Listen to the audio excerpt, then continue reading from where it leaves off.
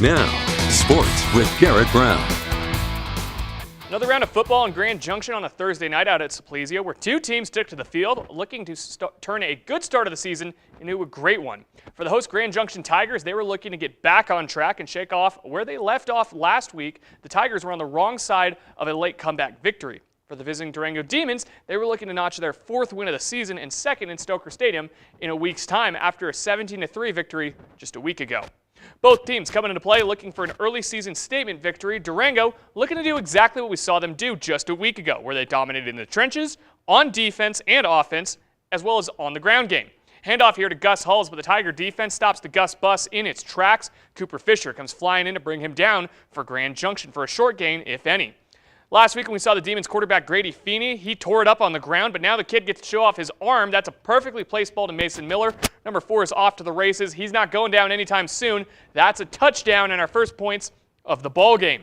Tigers offense, meanwhile, they were kind of struggling to settle in early on. There was a lot of miscues, including this next one we're about to show you here in a second. Something goes haywire with the snap to the Tiger quarterback, Andrew Neese. He is somehow able to corral it. By the time he gets a hold of it, a whole bunch of red helmets closed in, and that play gets brought to an end in a hurry. Junction's defense doing their part to keep Durango in check. Simon Mulford and Caleb Chenoweth blow up that rush attempt and help force a field goal attempt, but that's still good, and the Demons have a 2-score lead, 10-0. And that Durango defense continued to demonize the Tigers' attack, looking to air it out, but that pass rush gets home in a hurry and forces a rushed errant throw. Durango's air attack, meanwhile, well, they were still a force. Feeney feeds it to Ollie Peterson, and Ollie is free and picks up a good chunk of yards for Durango. They get down into the goal line where they elect for the quarterback keeper to try to punch it in with just maybe a yard to go, with Feeney calling his number again, and he powers it on in for the second touchdown of the game. Or at least that's what it looked like, but he was ultimately ruled short, so they're going to have to line this one up again and attempt it again with just seconds to go in the half and just a yard on fourth down.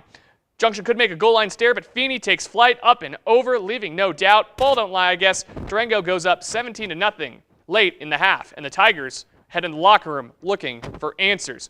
GJ looking for a big play, and they turn to Drew Marsh in the second half, who hauls it in and cuts up field with a bad attitude for a big gain. But after the Tigers continued to move the ball, that Durango defense proved to be stout once again. They forced the Tigers to go for it on a fourth down and short attempt. Tigers need short yardage here, but that rush attempt, it's going to come up short, and the Demons are dominating the lines once again. After they send that Tiger rusher back where he came from, Durango with the ball on offense, and once again, they're going to punch it in early on the fourth with Feeney forcing it through on into the end zone, and this one stayed all Durango as they hand Grand Junction another defeat. 31-0 is your final from Stoker. The Tigers will now begin league play, and they'll be heading over to Gateway for their first league opponent over in the Front Range. Be sure to check out the Friday Night Blitz for highlights and updates from games all over the Western Slope, but for now, they'll do it for your look at sports, and we'll be right back.